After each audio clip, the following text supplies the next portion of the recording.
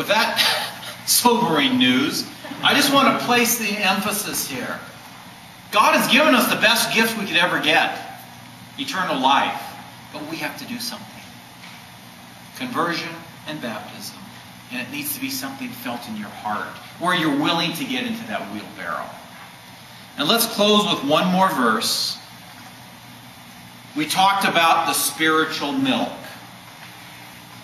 This is what we need to grow up. Well, folks, this is it.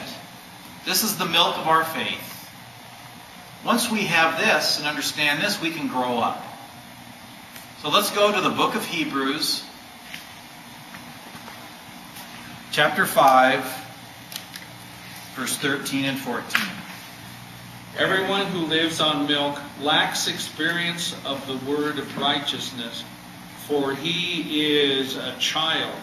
But solid food is for the mature, for those whose faculties are trained by practice to discern good and evil.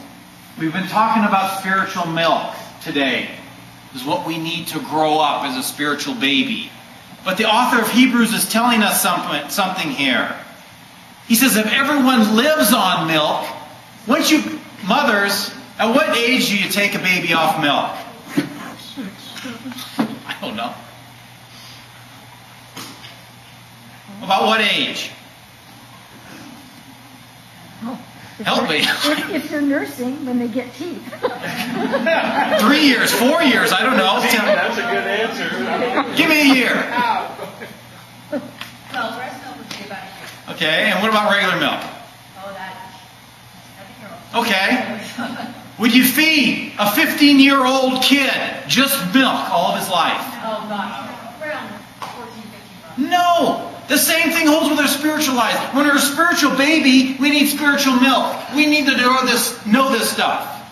But the passage here tells us we don't want to live on milk all of our lives. We don't want to be a spiritual baby all of our lives. We want to grow up. It says here, once you've got the milk and you've grown up to that age, don't stay on milk all of your life. Don't stay here. Go to the rest of our faith and learn more of it and build upon this. This is why I come back to this. Learn that foundation of our faith. That's the milk. But when you've got it, grow up and learn the rest of our faith. And this is what the rest of our class is all about, is learning the rest of our faith. Because, I'm going to be bold here, but what the hey. This is what separates Protestants from Catholics. Our Protestant friends have this foundation. Every Christian needs that foundation to be a Christian. But our Protestant friends, that's all they've got. That's why they spend all their time there. Trust me, I've been in an evangelical church for 12 years. Every week you hear this. Those people know this message and they love this message and they have accepted this message. And that's why a lot of our Protestant friends are on fire. They've accepted this. But this is as far as they can go. This is what the Catholic Church has that they don't have. We have sacraments, we have liturgy, we have apostolic succession, we have all this other stuff that we can build onto that. And that's going to be my challenge to you. Get that milk, and once you got it, grow up so you can become adult Christians. I'll get off my soapbox. I get a little wound up here. I love doing this. We do retreats. I've condensed a 2.5-day retreat for you in an hour and a half.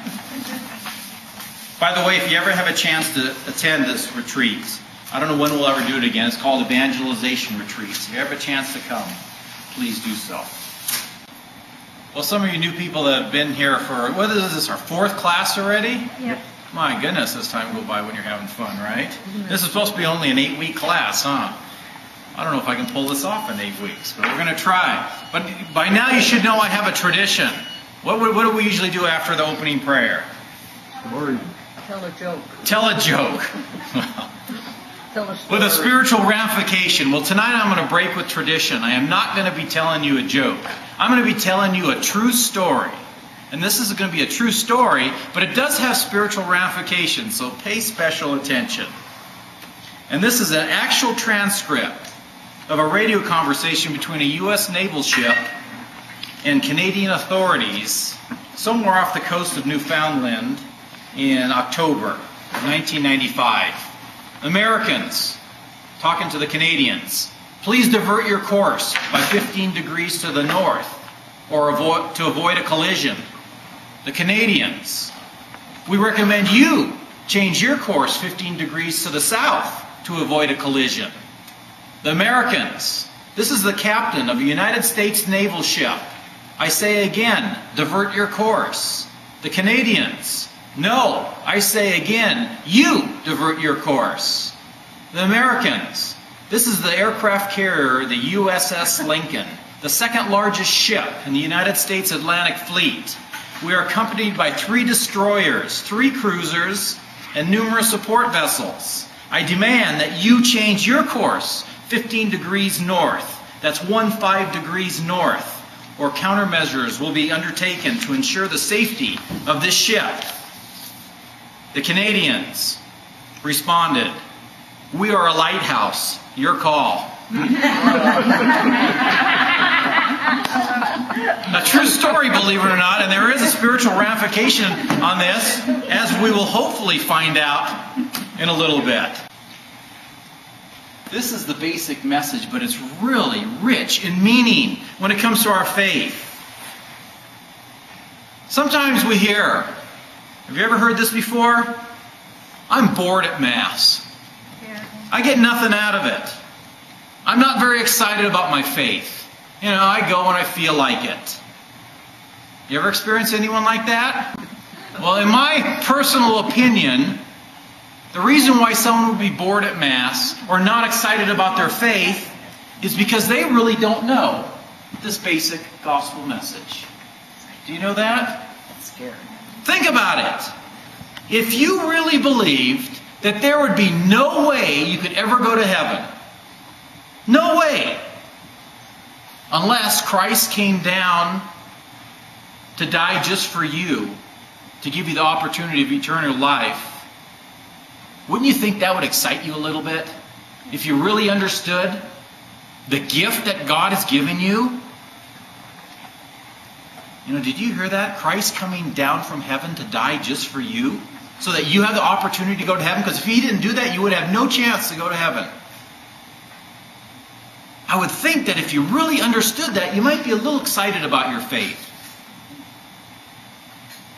And I think those Catholics who are not excited or enthusiastic or thankful or grateful or passionate about their faith, I think they need a heart transplant. A spiritual heart transplant. How can you not be excited if you really understood that simple message? Think about it. You know, you talk to some people. Have any of you ever known a person that had his or her life saved by someone? Yes. Have you known anyone? You know, personally? Just think if somebody saved your life tonight. Do you think you might be a little thankful to that person? Yes. Kind of, I would think so. In fact, other cultures, you were supposed to be devoted to that person who saved you forever. You know, we place a high value on if someone saves our life, but that's our mortal life. What about a person who saved us for eternal life? You would think that we'd be grateful and excited about that. So, the gospel message.